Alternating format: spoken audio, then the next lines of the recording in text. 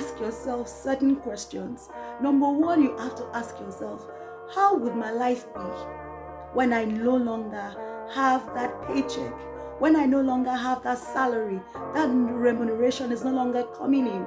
You need to ask yourself, how will my life be after retirement? Hello friends, welcome to Money Matters with Modupe. This is the place for all things personal finance because your money matters. Remember, this is the platform for all things personal finance. Anything that has to do with your money matters, from making money, managing money, multiplying money, knowing what to do with money, creating assets, investments, protecting yourself, your loved ones, your assets, and everything that is important to you. Once again, welcome to all our existing subscribers. Thank you. And if you are yet to subscribe, I want to encourage you to please subscribe to this channel, press on the notification button, like this channel, as it will help this channel to grow more. And also, I would like to hear from you. If you have any comments regarding the past videos, or you want me to specifically talk about anything regarding personal finance, I would love to hear from you. Thank you once again. Today's topic is still on achieving financial independence. This is the part 2 of from our last episode. I discussed what financial independence is all about, what you need to know, and I said that financial independence is achievable as long as you set your mind to it. What then is financial independence? It is where you get to a state or a place where you are able to have enough income, sufficient income to meet all of your expenses. You don't have to live paycheck to paycheck. You get to a point where you have enough assets which brings in money, and you are able to meet your daily, your monthly, or your expenses as the case may be. And so today we'll be looking at the 5 steps necessary for you to achieve financial independence. The first step is you must have a goal and you must have a plan in achieving the goal. Let me say here that a goal is different from a wish. A wish is something that you will never achieve. But when you have a goal, you are able to reflect, you are able to think through, and you're able to put down the things that you hope to achieve. A goal is your blueprint. It is what you want to achieve. You need to ask yourself certain questions. Number one, you have to ask yourself, how would my life be when I no longer have that paycheck? When I no longer have that salary, that remuneration is no longer coming in? You need to ask yourself, how will my life be after retirement? When my source of income, my primary source of income, is no longer there? How will I meet my expenses? Remember, because the income has stopped flowing does not mean that expenses must stop. No, expenses are always constant. You have things to buy, you have things, the rent to pay, you have your utilities to take care of. So you must have a goal. Ask yourself, where are you presently financially? Then you ask yourself as well, where do I hope to be? Where do I want to be in the next 5 years, in the next 10 years? Eventually, when I retire, when I no longer can go back to that job, when I can no longer go back to that business. So these are the things that will help you to define your goals. And if you have a goal that looks unsurmountable, what you can do is to break down these goals. And then when you have these goals, you are able to decide, okay, this is where I am right now financially. This is where I hope to be financially in the next 5 years, in the next 10 years, in the next 15 years or 20 years. And then you are able to decide, so how do I get there? This will help you to decide how you will move from that point of where you are to the point of where you want to be. And then you decide and have a concrete plan towards your goal. I can tell you that your goal must be smart. The S means that your goals must be specific. You must know that, okay, one of the things I hope to achieve financially in order to get me to my financial, to be able to be independent financially is that I want to have rentals, incomes from, I want to be a landlady. I want to have make rental incomes so that I won't have to work. So I ask myself, okay, when do I want to achieve this? How can I achieve this? So my goal will be specific. Okay, maybe I want to buy a property. So I tell myself I want to be able to buy a property, maybe a 2-story building or a 3-bedroom flats. I'm specific towards it. This is what I want to do. Maybe by the year 2021, I want to be able to have, a rental income in so place. I live in Nigeria, maybe in the Lekki part of Lagos, Nigeria, that by the end of 2020, I want to have a unit of 3-bedroom flats. So that is specific. Then the next aspect is that it must be measurable. Your goal must be SMART. It must be specific. It must be measurable. The A, it must be attainable. Looking at my income at this time, am I able to attain it?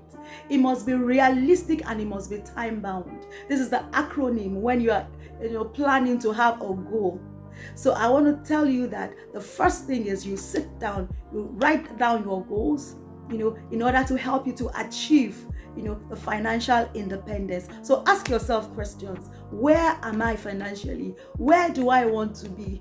How do I, get from where I am to where I want to be? Ask yourself, how will your life be without that paycheck? If the job suddenly stops today, how will you be able to meet your expenses? That is the very first step. Second step is for you to learn how to manage or maximize your income. When you do this, what you are doing in effect is that you are in control of your resources, of your income. For most people, at the end of the month, when they have received their paycheck, they tell you that, I don't know what happened to my paycheck. I don't even know what I spent money on. Why? It's because they have allowed their income to take control over them. You need to understand how to manage and maximize your income. So every time you get money comes to you, ask yourself, what am I going to do? How am I going to plan this money? Under this point, it is important that one, you learn how to spend less than you make. And that is what we mean by you managing your resources. Imagine you earning 50,000. I live in Nigeria, 50,000 naira, and then you are spending above 50,000 naira. You are moving towards financial disaster. So you need at every point in time to spend less than every income that comes in. When you do this, you are able to save some, invest some, and allow your money to keep working for you. So understand, you must be in control of your money. You must maximize every naira, every kobo that comes to you. You must know that I must allocate everything that comes to me. The third step is that you must create a workable budget. So what then is a budget? A budget is simply your spending plan. It helps you to have an understanding of your income, what comes in and what flows out. It helps you ahead of time to know that, okay, I am receiving so amount, and you know ahead of time that this is how much you want to spend. So it helps you to balance your income. It also helps you to take into consideration the past of your money, the present of your money, and the future of your money. I always say to people that money is in 3 parts. Money is in the past, money is in the present, and also money is in the future. For a lot of people, when it comes to money, what they do is they just use money in the past. And what I mean is that, when you pay for the things that you have already used. You pay for the things that you have already acquired, and that money is gone, and it is gone forever. And that the present use of money is that what you do is that you pay for the things that you need. As the need arises, that is you spending money in the present. A lot of people do that. They spend money in the past, they spend money in the present, but they forget the future.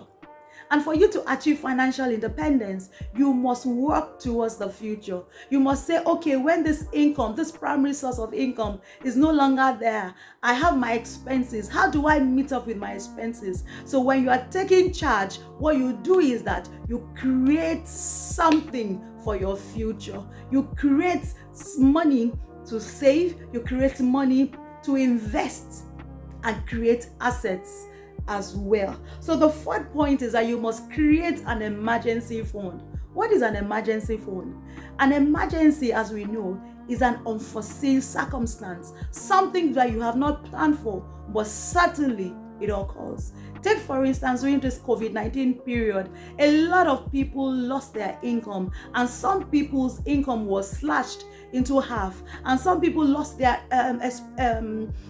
lost their source of income. Some lost their businesses. And the question is, did your expenses stop at any point in time? No. So when you have an emergency fund, what happens is that you are able to provide financially for this period. You are able to provide financially for the time when income stops coming in. And financial planners will always say that the minimum you should have in your emergency fund is at least a minimum of 3 months living expense. So if, for instance, ordinarily you spend 20,000 naira on things that you use every month, your expenses at the end of every month comes to 20,000. So what you do is that you must have a minimum of 20,000 times the 3 months, which is 60,000. So the minimum you must have in your emergency fund is 60,000. The rationale behind it is that if anything happens, that you should be able to find your feet within those 3 months. Some people will say 6 months. Some people who are in paid employment, who are in self-employment, you work for yourself, we advise that at least have 1 year. During this COVID-19 period, it has shown that even 3 months emergency fund might not even be realistic. So work towards 6 months. Ask yourself, how much are our expenses? If you're an individual, how much do you spend monthly? Calculate that, and multiply by at least 3 months, and have that packed in a fund somewhere that is easily accessible. And remember, I call it emergency fund. It is not for things that are not emergency, like a loss of a job, something suddenly happens and you need money for. Let me warn at this point, celebration parties are not emergencies. Some of our expenses are actually occasional expenses, which ordinarily we should have planned for. Take, for instance, celebration of Christmas. It happens once a year. It is not an emergency. So your emergency fund should not be used for such things. A pregnant woman, you have 9 months to prepare for that pregnancy. So it is not your emergency fund that you should be using for that. So you must have your emergency fund in place. The fifth step is for you to invest your income. So when you get your income, don't forget we talked about income, the types of income in the last episode. And we talked about the active income, the passive income, and also the portfolio income. So I said that it's important for us to move from the end income. The end income is when you have to show up, where you have to go to work.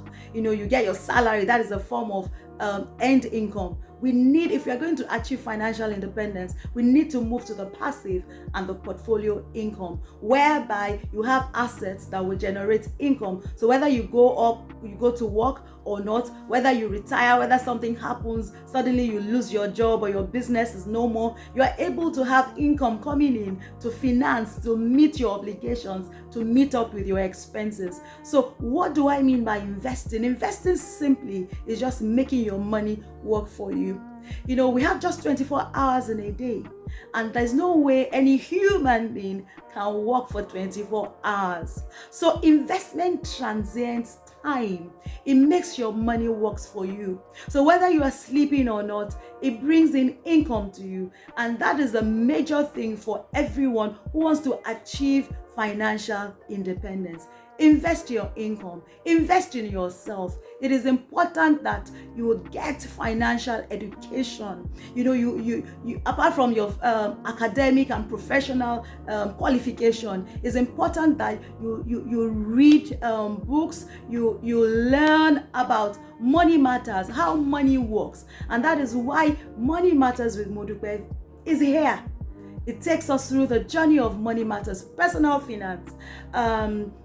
How do we make money? How do I manage my money? How do I maximize my money? How do I multiply my money? How do I save? How do I invest? And let me say at this point that saving cannot make you rich.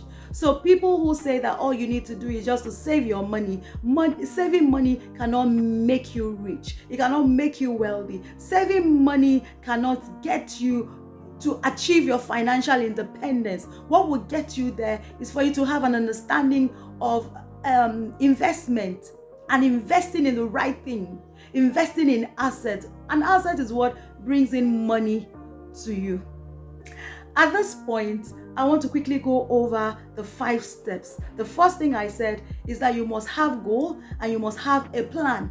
So it's not just for you to say, I wish. No. It's beyond your wishing. It's for you to have goals and then you have plans towards that goal. The second thing I talked about is that you must know how to take charge. You must know how to manage and maximize your income. What do I do when I get my money? What do I do when I get my salary? You must know that, okay, this is what I spent money on at the end of the month. It's not for you to say, I don't know where the money went. No, you must know where the money went. Be in control of your money and not your money being in control of you. The very next step, which is the third step, is that you must create a workable budget. Your budget, like I said, is your roadmap. It is what directs you. It is what helps you to know what is coming in and what is flowing out. The fourth step is that you must have an emergency fund. An emergency fund is not the same thing as your spending fund. No, it is there for a purpose. It serves as a buffer. It serves like your shock absorber, so that if anything happens, any financial thing that you did not foresee comes, a loss of a job or like the COVID-19 pandemic came up, these are the times when you bring your emergency fund to work for you. So let me say at this point that, look, it is not enough for you to skip saving and accumulating money. No, your saving money must be for a purpose, your emergencies, because saving money alone will not make you to achieve financial independence. Saving money alone will not make you wealthy. Saving money alone will not make you rich. You have to ensure that that money is converted to investment, which is the 5th step. You must invest your money. You must give your money shoes. Enable it to work for you. You don't have all the time in the world to work. So make your money work. Convert your money, your earned income, convert it to portfolio, convert it to passive income. Learn or ask yourself, what can I put my money into? Can I buy shares? Can I buy can I go into mutual funds? Do I want to go into the money market, the treasury bills? Can I start going into property matters? Can I go into forex? You need to know how to make your money work for you. It's also important that you have financial education, financially wise. So your education qualification and your professional qualification is not enough. You must know what to do with your income when you receive it. And that is why we are here at Money Matters with Modupe. I would love to hear from you. It is important that you start working towards achieving your financial independence. No matter where you are financially, you must start with a step. It is not how much you earn that is so important, but what you do with what you earn. I sincerely want to hear from you. Send a comment, share your experience, or if you have any particular thing you want me to talk about, to share on Money Matters with Modupe, please feel free. Put it down at the comment section. and until my next video. Thank you for watching. Be money wise. See you at the top, and God bless you.